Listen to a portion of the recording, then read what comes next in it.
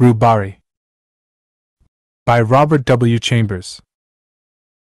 For let philosopher and doctor preach of what they will and what they will not, each is but one link in an eternal chain, that none can slip nor break nor overreach. Crimson nor yellow roses nor the savor of the mounting sea are worth the perfume I adore that clings to thee. The languid-headed lilies tire, the changeless waters weary me. I ache with passionate desire of thine and thee. There are but these things in the world: thy mouth of fire, thy breasts, thy hands, thy hair upcurled, and my desire. 1. One morning at Julian's, a student said to Selby, that is Foxhall Clifford, pointing with his brushes at a young man who sat before an easel, doing nothing. Selby, shy and nervous, walked over and began. My name is Selby. I have just arrived in Paris, and bring a letter of introduction. His voice was lost in the crash of a falling easel, the owner of which promptly assaulted his neighbor, and for a time the noise of battle rolled through the studios of M.M. Boulanger and Lefebvre, presently subsiding into a scuffle on the stairs outside. Selby, apprehensive as to his own reception in the studio, looked at Clifford, who sat serenely watching the fight. It's a little noisy here, said Clifford, but you will like the fellows when you know them. His unaffected manner delighted Selby. Then, with a simplicity that won his heart, he presented him to half a dozen students of as many nationalities. Some were cordial, all were polite. Even the majestic creature who held the position of massier, unbent enough to say, My friend, when a man speaks French as well as you do, and is also a friend of Monsieur Clifford, he will have no trouble in this studio. You expect, of course, to fill the stove until the next new man comes. Of course. And you don't mind chaff? No, replied Selby, who hated it. Clifford, much amused, put on his hat, saying, You must expect lots of it at first. Selby placed his own hat on his head and followed him to the door. As they passed the model stand there was a furious cry of chapeau! Chapeau! And a student sprang from his easel menacing Selby, who reddened but looked at Clifford. Take off your hat for them, said the latter, laughing. A little embarrassed, he turned and saluted the studio. Et moi! Cried the model. You are charming, replied Selby, astonished at his own audacity, but the studio rose as one man, shouting, He has done well. He's all right. While the model, laughing, kissed her hand to him and cried, Ah, demain beau jeune homme. All that week Selby worked at the studio unmolested. The French students christened him l'enfant prodigue, which was freely translated, the prodigious infant, the Kid Selby, and Kidby.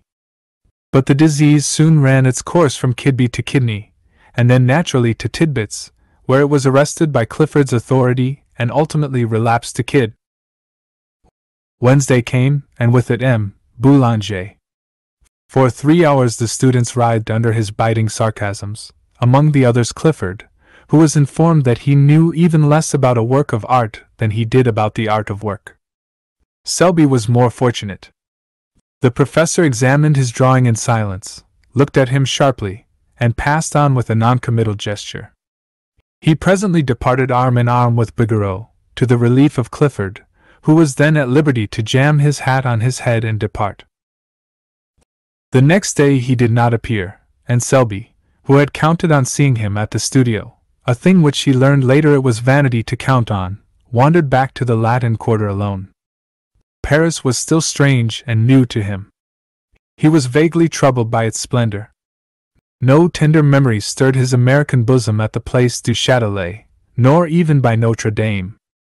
The Palais de Justice with its clock and turrets and stalking sentinels in blue and vermilion, the Place Street Michel with its jumble of omnibuses and ugly water-spitting griffins, the hill of the Boulevard Street Michel, the tooting trams, the policemen dawdling 2 by 2, and the table-lined terraces of the Café Vasehead were nothing to him, as yet, nor did he even know, when he stepped from the stones of the Place Street Michel to the asphalt of the boulevard, that he had crossed the frontier and entered the student zone, the famous Latin Quarter. A cabman hailed him as bourgeois, and urged the superiority of driving over walking. A gamin, with an appearance of great concern, requested the latest telegraphic news from London, and then, standing on his head, invited Selby to feats of strength. A pretty girl gave him a glance from a pair of violet eyes. He did not see her, but she, catching her own reflection in a window, wondered at the color burning in her cheeks. Turning to resume her course, she met Foxhall Clifford, and hurried on. Clifford, open-mouthed, followed her with his eyes. Then he looked after Selby, who had turned into the Boulevard Street Germain toward the Rue de Seine. Then he examined himself in the shop window. The result seemed to be unsatisfactory. "I'm not a beauty," he mused, "but neither am I a hobgoblin. What does she mean by blushing at Selby? I never before saw her look at a fellow in my life, either has any one in the Quarter. Anyway, I can swear she never looks at me, and goodness knows I have done all that respectful adoration can do." He sighed, and murmuring a prophecy concerning the salvation of his immortal soul swung into that graceful lounge which at all times characterized Clifford. With no apparent exertion, he overtook Selby at the corner, and together they crossed the sunlit boulevard and sat down under the awning of the Café du Cercle. Clifford bowed to everybody on the terrace, saying, "You shall meet them all later, but now let me present you to two of the sights of Paris, Mr. Richard Elliot and Mr. Stanley Roden." The sights looked amiable, and took vermouth. "You cut the studio today," said Elliot, suddenly turning on Clifford, who avoided his eyes. "To commune with nature," observed Roden. "What's her name this time?" asked Elliot, and Roden answered promptly, "Name, Yvette, nationality, Breton." "Wrong," replied Clifford blandly, "it's Rue Barrée." The subject changed instantly, and Selby listened in surprise to names which were new to him, and eulogies on the latest Prix de Rome winner. He was delighted to hear opinions boldly expressed and points honestly debated, although the vehicle was mostly slang, both English and French.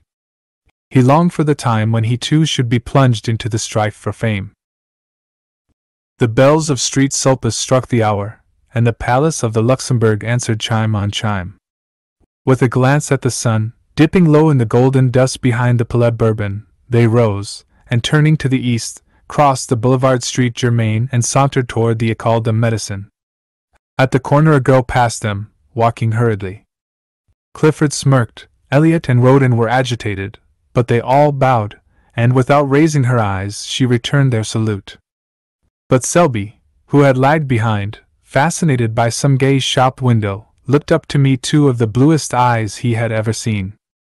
The eyes were dropped in an instant, and the young fellow hastened to overtake the others.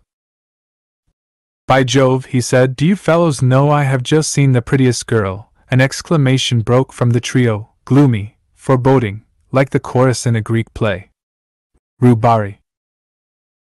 "What?" cried Selby, bewildered. The only answer was a vague gesture from Clifford. 2 hours later, during dinner, Clifford turned to Selby and said, "You want to ask me something. I can tell by the way you fidget about." "Yes, I do," he said innocently enough. "It's about that girl." "Who is she?" In Roden's smile there was pity, in Elliot's bitterness. "Her name," said Clifford solemnly, "is unknown to anyone, at least," he added with much conscientiousness, "as far as I can learn. Every fellow in the Quarter bows to her, and she returns the salute gravely, but no man has ever been known to obtain more than that. Her profession, judging from her music roll, is that of a pianist. Her residence is in a small and humble street which is kept in a perpetual process of repair by the city authorities, and from the black letters painted on the barrier which defends the street from traffic, she has taken the name by which we know her, Rue Barrée. Mr. Roden, in his imperfect knowledge of the French tongue, called our attention to it as Rue Barrée." "I didn't," said Roden hotly.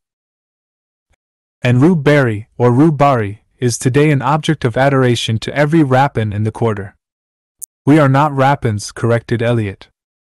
"I am not," returned Clifford, "and I beg to call to your attention, Selby, that these two gentlemen have at various and apparently unfortunate moments offered to lay down life and limb at the feet of RUE BARRÉE.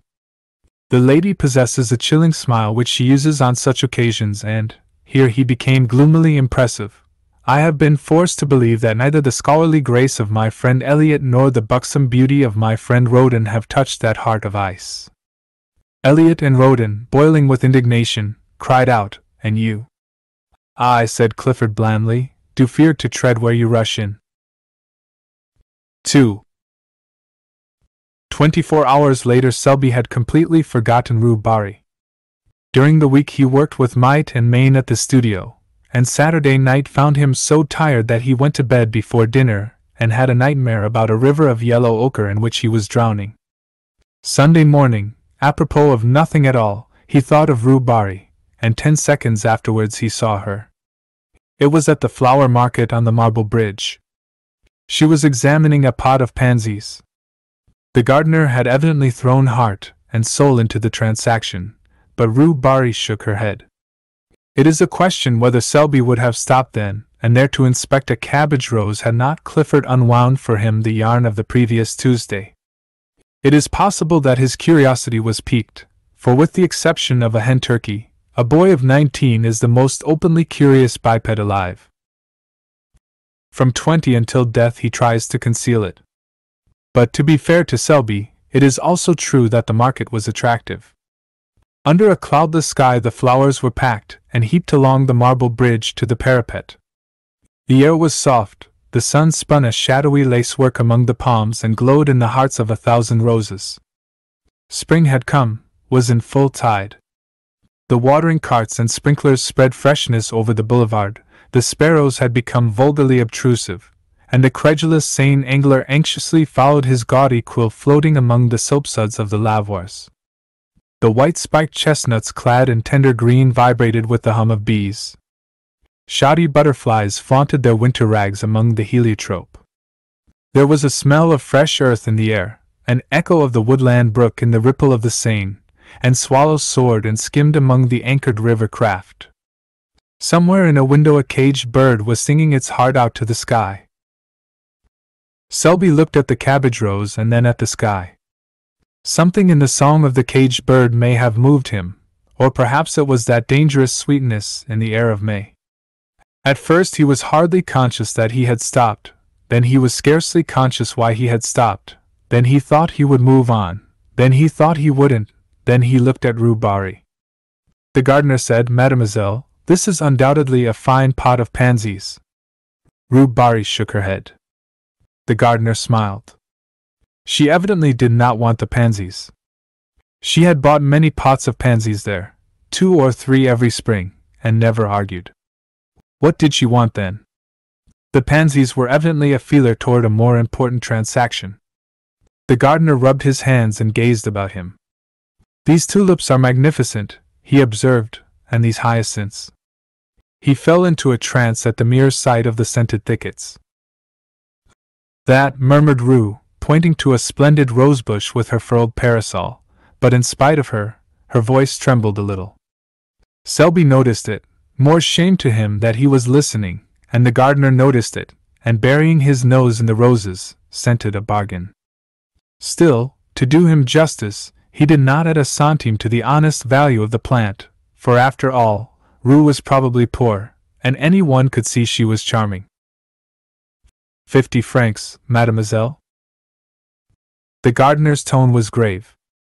RUE felt that argument would be wasted. They both stood silent for a moment. The gardener did not eulogize his prize. The rose tree was gorgeous and any one could see it. "I will take the pansies," said the girl, and drew 2 francs from a worn purse. Then she looked up. A teardrop stood in the way, refracting the light like a diamond, but as it rolled into a little corner by her nose a vision of Selby replaced it, and when a brush of the handkerchief had cleared the startled blue eyes, Selby himself appeared, very much embarrassed. He instantly looked up into the sky, apparently devoured with a thirst for astronomical research, and as he continued his investigations for fully 5 minutes, the gardener looked up too, and so did a policeman. Then Selby looked at the tips of his boots, the gardener looked at him, and the policeman slouched on. Rue Barrée had been gone some time. What, said the gardener, may I offer monsieur? Selby never knew why, but he suddenly began to buy flowers. The gardener was electrified. Never before had he sold so many flowers, never at such satisfying prices, and never with such absolute unanimity of opinion with a customer. But he missed the bargaining, the arguing, the calling of heaven to witness. The transaction lacked spice. These tulips are magnificent. They are, cried Selby warmly. But alas, they are dear. I will take them. Do you? Murmured the gardener in a perspiration. He's madder than most Englishmen. This cactus is gorgeous. Alas. Send it with the rest. The gardener braced himself against the river wall. That splendid rosebush, he began faintly. That is a beauty. I believe it is 50 francs. He stopped, very red. The gardener relished his confusion. Then a sudden cool self-possession took the place of his momentary confusion, and he held the gardener with his eye, and bullied him. I'll take that bush. Why did not the young lady buy it? Mademoiselle is not wealthy. How do you know? Dame, I sell her many pansies. Pansies are not expensive. Those are the pansies she bought. These, monsieur, the blue and gold. Then you intend to send them to her? At midday after the market. Take this rosebush with them, and, here he glared at the gardener, don't you dare say from whom they came. The gardener's eyes were like saucers, but Selby, calm and victorious, said, Send the others to the Hôtel du Sénat, 7 Rue de Tournon. I will leave directions with the concierge. Then he buttoned his glove with much dignity and stalked off, but when well around the corner and hidden from the gardener's view, the conviction that he was an idiot came home to him in a furious blush. 10 minutes later he sat in his room in the Hôtel du Sénat repeating with an imbecile smile, What an ass I am, what an ass. An hour later found him in the same chair, in the same position, his hat and gloves still on, his stick in his hand, but he was silent, apparently lost in contemplation of his boot toes, and his smile was less imbecile and even a bit retrospective. 3. About 5 o'clock that afternoon, the little sad-eyed woman who fills the position of concierge at the Hôtel du Sénat held up her hands in amazement to see a wagon-load of flower-bearing shrubs draw up before the doorway. She called Joseph, the intemperate garçon, who, while calculating the value of the flowers in Petit Verres, gloomily disclaimed any knowledge as to their destination. Voyons, said the little concierge, Churchins la femme? You, he suggested. The little woman stood a moment pensive, and then sighed. Joseph caressed his nose, a nose which for gaudiness could vie with any floral display. Then the gardener came in, hat in hand, and a few minutes later Selby stood in the middle of his room, his coat off, his shirt sleeves rolled up. The chamber originally contained, besides the furniture, about 2 square feet of walking room, and now this was occupied by a cactus. The bed groaned under crates of pansies, lilies and heliotrope, the lounge was covered with hyacinths and tulips, and the washstand supported a species of young tree warranted to bear flowers at some time or other. Clifford came in a little later, fell over a box of sweet peas, swore a little, apologized, and then, as the full splendor of the floral fete burst upon him, sat down in astonishment upon a geranium. The geranium was a wreck, but Selby said, "Don't mind," and glared at the cactus. "Are you going to give a ball?" demanded Clifford. "And no, I'm very fond of flowers," said Selby, but the statement lacked enthusiasm. "I should imagine so." Then, after a silence, "That's a fine cactus." Selby contemplated the cactus, touched it with the air of a connoisseur, and pricked his thumb. Clifford poked a pansy with his stick. Then Joseph came in with the bill, announcing the sum total in a loud voice, partly to impress Clifford, partly to intimidate Selby into disgorging a pourboire which he would share, if he chose, with the gardener. Clifford tried to pretend that he had not heard, while Selby paid bill and tribute without a murmur. Then he lounged back into the room with an attempt at indifference which failed entirely when he tore his trousers on the cactus. Clifford made some commonplace remark, lighted a cigarette, and looked out of the window to give Selby a chance. Selby tried to take it, but getting as far as, "Yes, spring is here at last," froze solid. He looked at the back of Clifford's head. It expressed volumes. Those little perked-up ears seemed tingling with suppressed glee. He made a desperate effort to master the situation, and jumped up to reach for some Russian cigarettes as an incentive to conversation, but was foiled by the cactus, to whom again he fell a prey. The last straw was added. Damn the cactus. This observation was wrung from Selby against his will, against his own instinct of self-preservation, but the thorns on the cactus were long and sharp, and at their repeated prick his pent-up wrath escaped. It was too late now. It was done, and Clifford had wheeled around. "See here, Selby, why the deuce did you buy those flowers?" "I'm fond of them," said Selby. "What are you going to do with them?" "You can't sleep here." "I could, if you'd help me take the pansies off the bed." "Where can you put them?" "Couldn't I give them to the concierge?" As soon as he said it, he regretted it. What in heaven's name would Clifford think of him? He had heard the amount of the bill. Would he believe that he had invested in these luxuries as a timid declaration to his concierge? And would the Latin Quarter comment upon it in their own brutal fashion? He dreaded ridicule, and he knew Clifford's reputation. Then somebody knocked. Selby looked at Clifford with a hunted expression which touched that young man's heart. It was a confession, and at the same time a supplication. Clifford jumped up, threaded his way through the floral labyrinth, and putting an eye to the crack of the door, said, "Who the devil is it?" This graceful style of reception is indigenous to the quarter. "It's Elliot," he said, looking back, "and Roden too, and their bulldogs." Then he addressed them through the crack. "Sit down on the stairs. Selby and I are coming out directly. Discretion is a virtue. The Latin Quarter possesses few, and discretion seldom figures on the list." They sat down and began to whistle. Presently Roden called out, "I smell flowers." They feast within. "You ought to know Selby better than that," growled Clifford behind the door, while the other hurriedly exchanged his torn trousers for others. "We know Selby," said Elliot with emphasis. "Yes," said Roden, "he gives receptions with floral decorations and invites Clifford, while we sit on the stairs." "Yes, while the youth and beauty of the quarter revel," suggested Roden. Then, with sudden misgiving, "Is Odette there?" "See here," demanded Elliot, "is Colette there?" Then he raised his voice in a plaintive howl, "Are you there, Colette, while I'm kicking my heels on these tiles?" "Clifford is capable of anything," said Roden. "His nature is soured since Rue Barrée sat on him."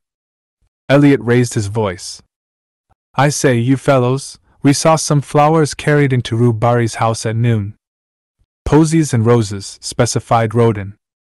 "Probably for her," added Elliot, caressing his bulldog. Clifford turned with sudden suspicion upon Selby. The latter hummed a tune, selected a pair of gloves and, choosing a dozen cigarettes, placed them in a case.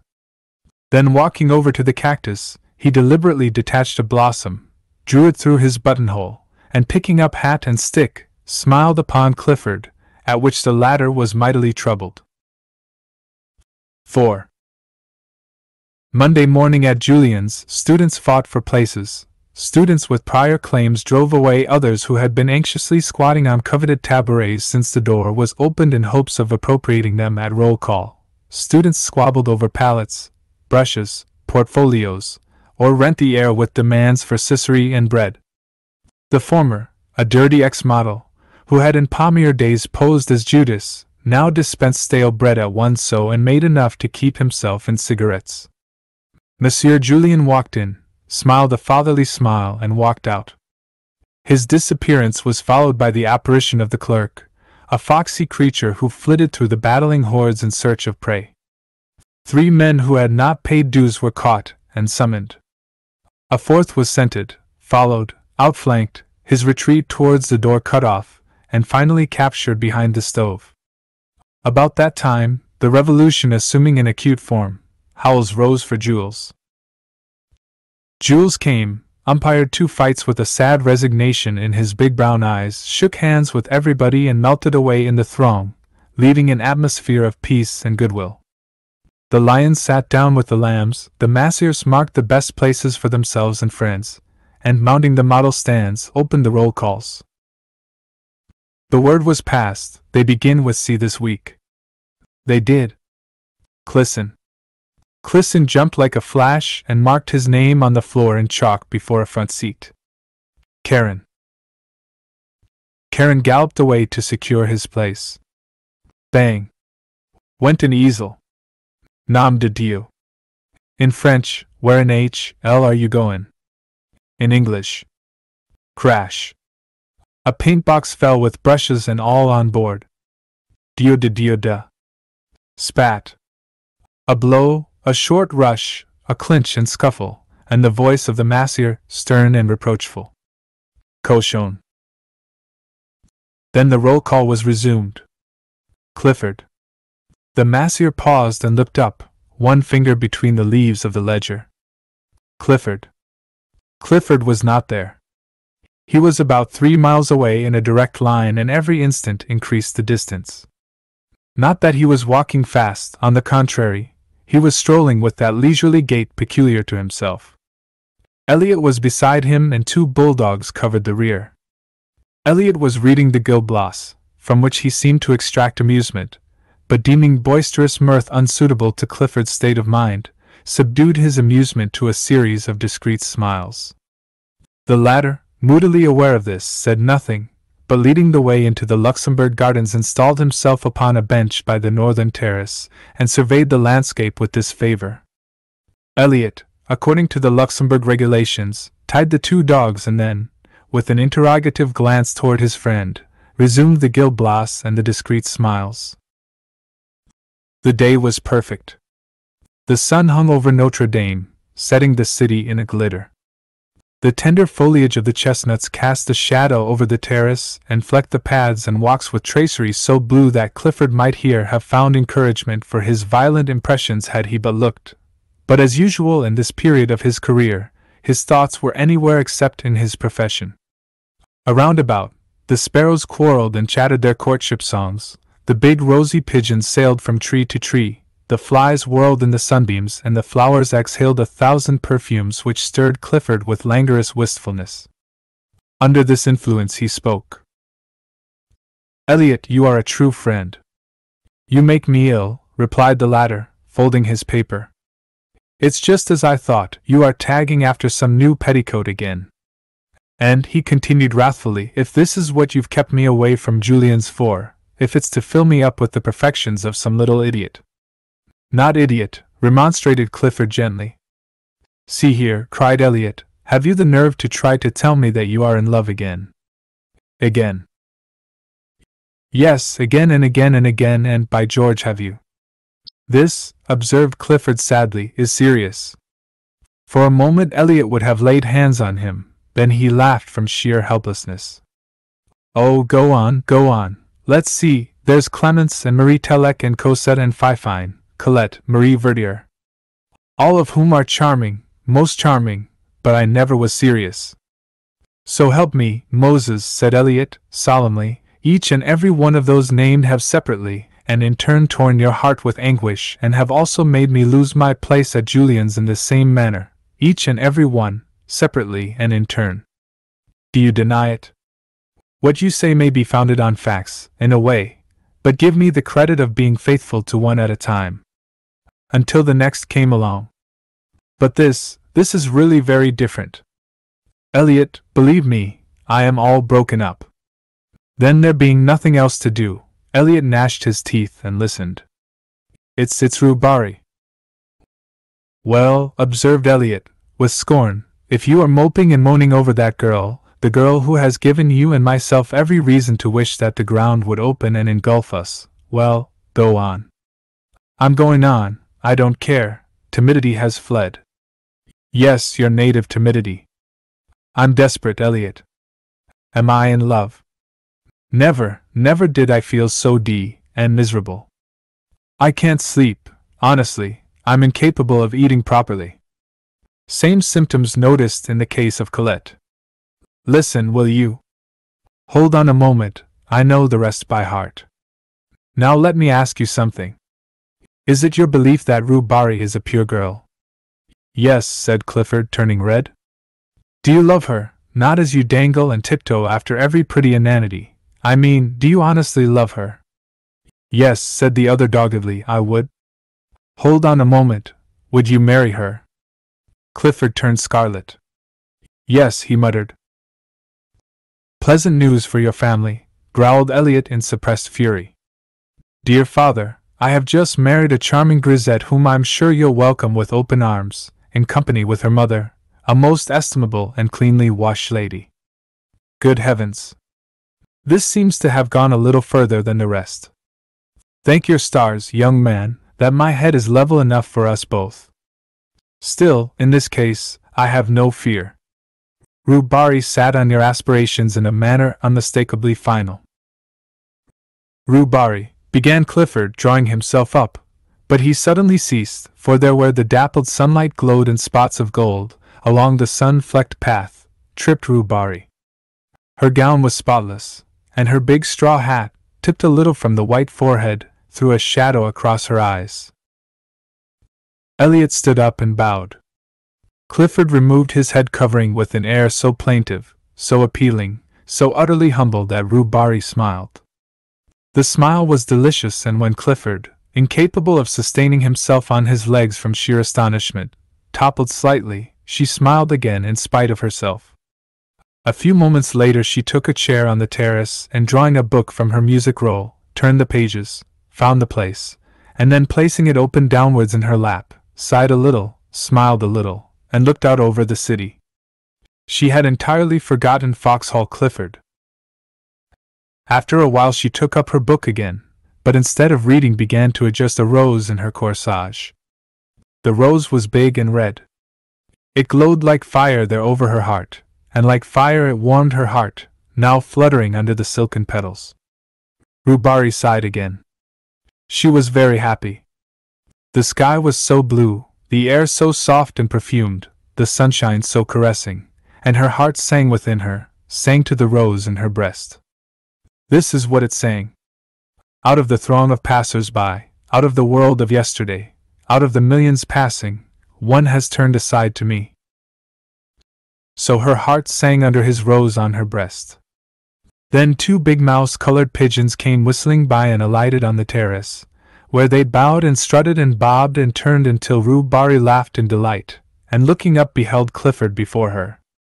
His hat was in his hand and his face was wreathed in a series of appealing smiles which would have touched the heart of a Bengal tiger.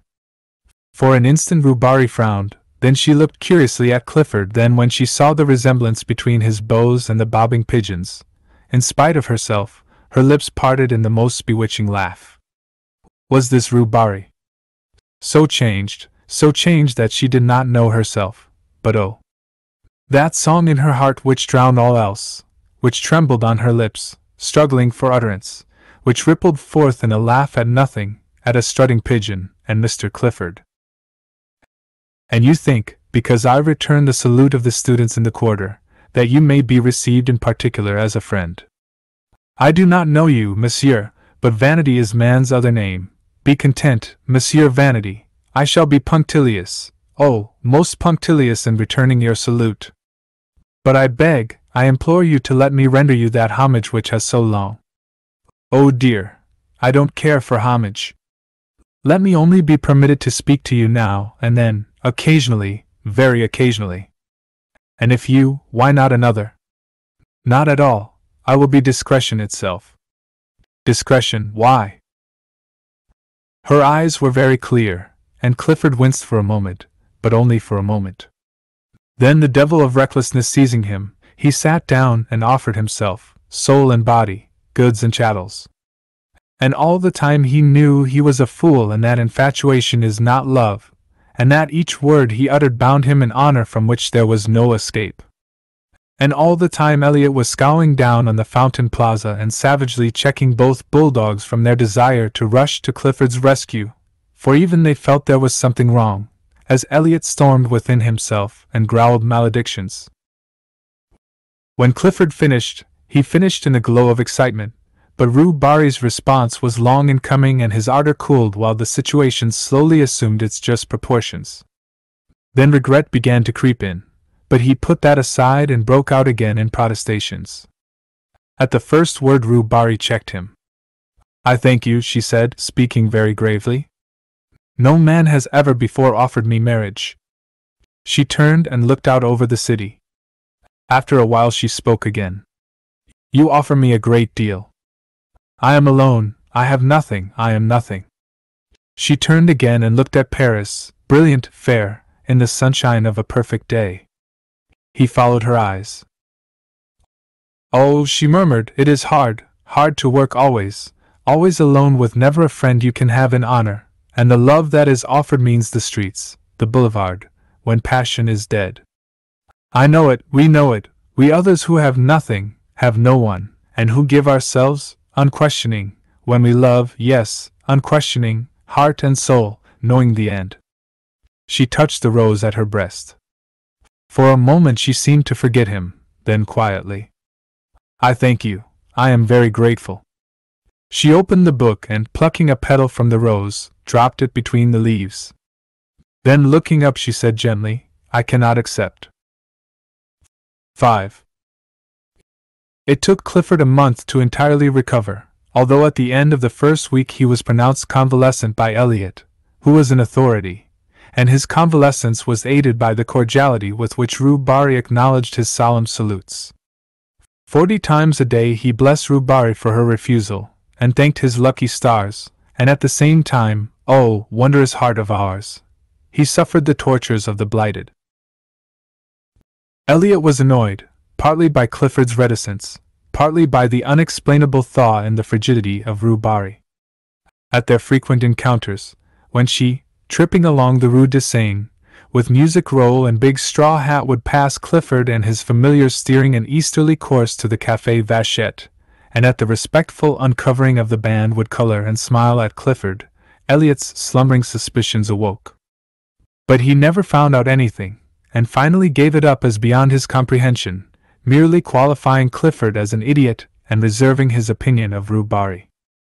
And all this time Selby was jealous. At first he refused to acknowledge it to himself, and cut the studio for a day in the country, but the woods and fields of course aggravated his case, and the brooks babbled of RUE BARRÉE, and the moors calling to each other across the meadow ended in a quavering RUE BARRÉE. That day spent in the country made him angry for a week, and he worked sulkily at Julian's, all the time tormented by a desire to know where Clifford was and what he might be doing. This culminated in an erratic stroll on Sunday which ended at the flower market on the Pont au Change, began again, was gloomily extended to the morgue, and again ended at the Marble Bridge. It would never do, and Selby felt it, so he went to see Clifford, who was convalescing on mint juleps in his garden. They sat down together and discussed morals and human happiness, and each found the other most entertaining, only Selby failed to pump Clifford, to the other's unfeigned amusement.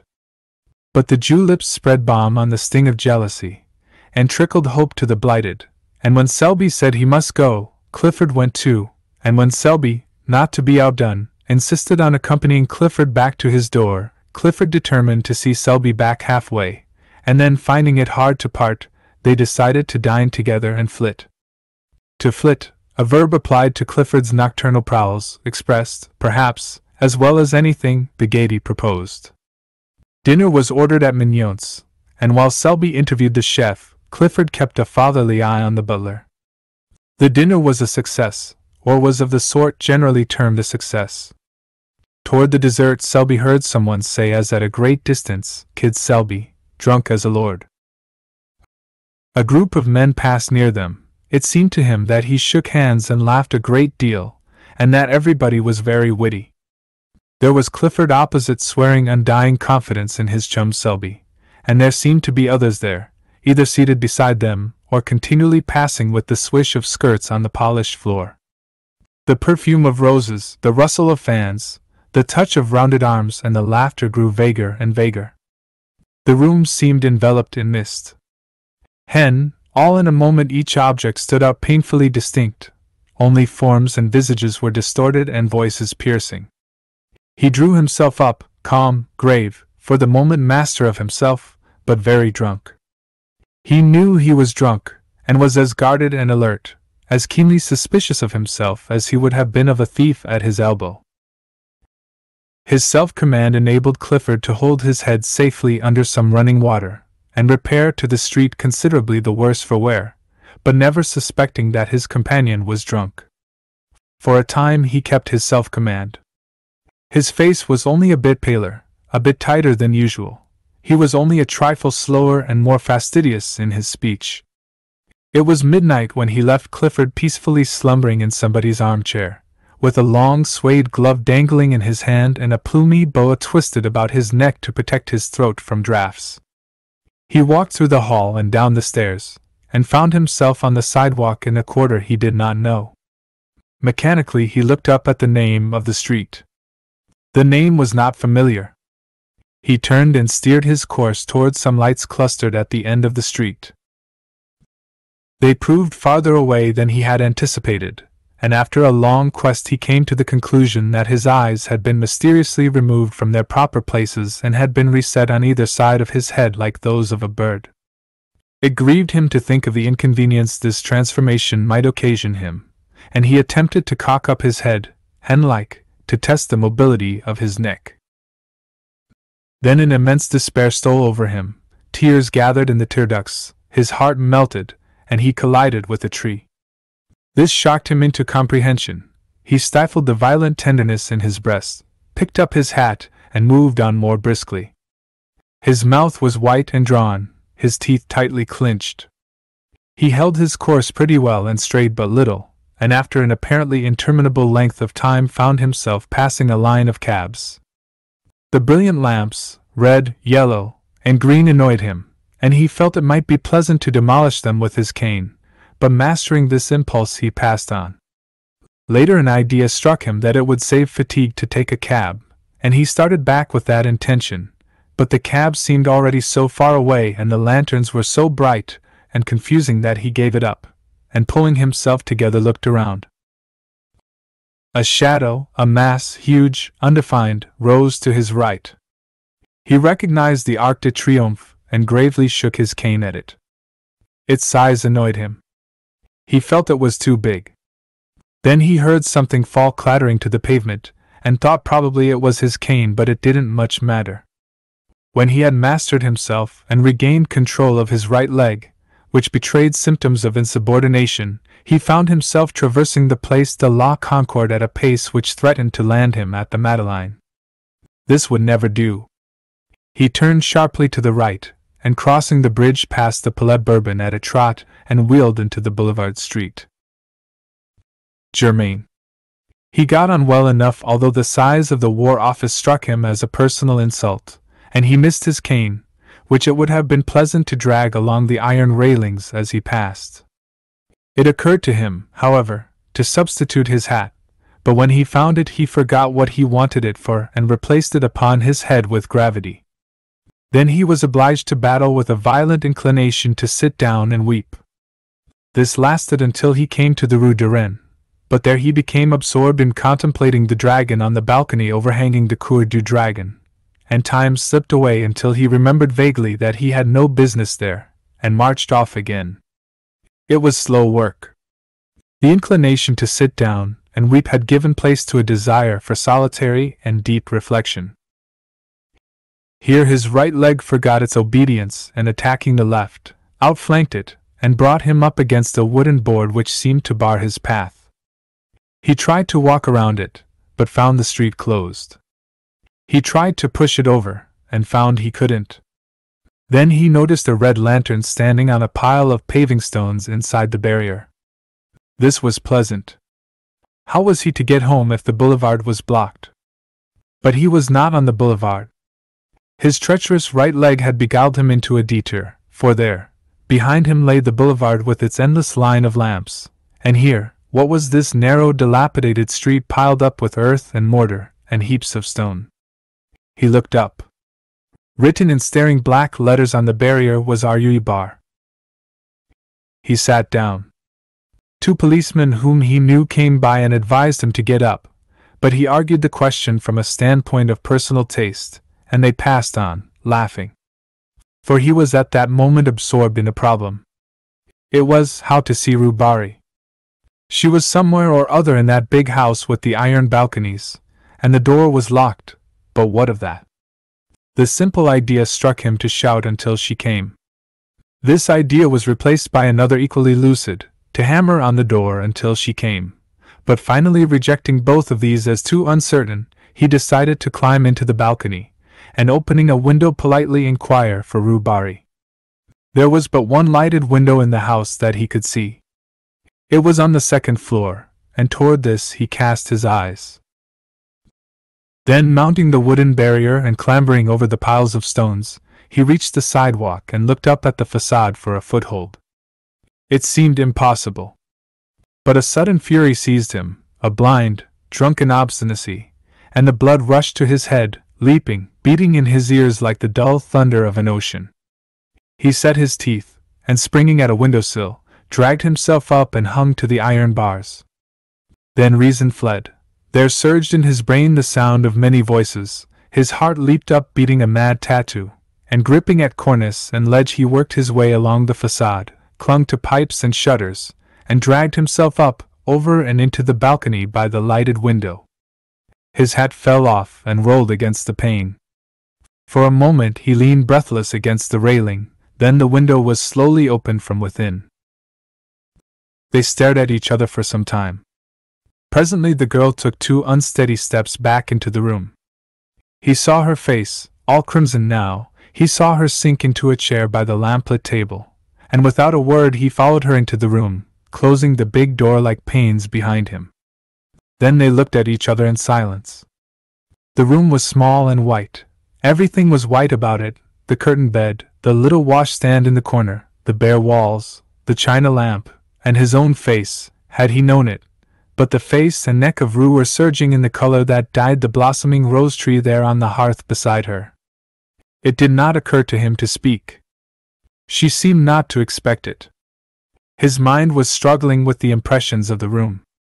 The whiteness, the extreme purity of everything occupied him, began to trouble him. As his eye became accustomed to the light, other objects grew from the surroundings and took their places in the circle of lamplight. There was a piano and a coal scuttle and a little iron trunk and a bathtub. Then there was a row of wooden pegs against the door, with a white chintz curtain covering the clothes underneath. On the bed lay an umbrella and a big straw hat, and on the table, a music roll unfurled, an inkstand, and sheets of ruled paper. Behind him stood a wardrobe faced with a mirror, but somehow he did not care to see his own face just then. He was sobering. The girl sat looking at him without a word. Her face was expressionless, yet the lips at times trembled almost imperceptibly. Her eyes, so wonderfully blue in the daylight, seemed dark and soft as velvet, and the color on her neck deepened and whitened with every breath. She seemed smaller and more slender than when he had seen her in the street, and there was now something in the curve of her cheek almost infantine.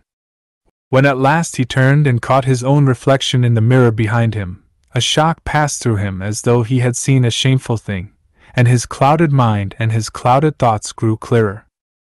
For a moment their eyes met, then his sought the floor, his lips tightened, and the struggle within him bowed his head and strained every nerve to the breaking. And now it was over, for the voice within had spoken. He listened, dully interested but already knowing the end. Indeed it little mattered, the end would always be the same for him. He understood now, always the same for him, and he listened, dully interested, to a voice which grew within him. After a while he stood up, and she rose at once, one small hand resting on the table. Presently he opened the window, picked up his hat, and shut it again. Then he went over to the rosebush, and touched the blossoms with his face. One was standing in a glass of water on the table, and mechanically the girl drew it out, pressed it with her lips, and laid it on the table beside him. He took it without a word and, crossing the room, opened the door. The landing was dark and silent, but the girl lifted the lamp and, gliding past him, slipped down the polished stairs to the hallway. Then, unchaining the bolts, she drew open the iron wicket. Through this he passed with his rose.